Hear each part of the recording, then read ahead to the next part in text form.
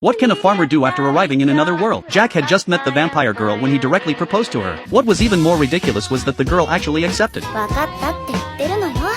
However, all of this was due to a mistake made by a god. The suffering meant to be inflicted upon sinners was mistakenly placed upon the innocent main character. To compensate him, the god reincarnated Jack into another world, and gave him a magical farming tool. Not only could the tool change shapes at will, but it also allowed him to plant crops without seeds. By simply imagining what he wanted to grow, he could cultivate whatever he desired. Moreover, the crops grew incredibly fast, with a week being enough for them to go from sprouting to maturity. However, sometimes things went wrong. For example, this potato grew so quickly that Jack didn't have enough time to cover its roots with soil. As a result, the potato was exposed to the sun, turned green, and began to sprout. Such potatoes were poisonous and inedible. After surviving for a while, the weather began to grow colder. Jack's thin clothes could no longer protect him from the chill. During this time, he tried to make clothes out of rabbit fur, but they smelled so bad that he gave up. As Jack was planning to stock up on food and firewood to keep warm through the winter, Little Black brought in a helper.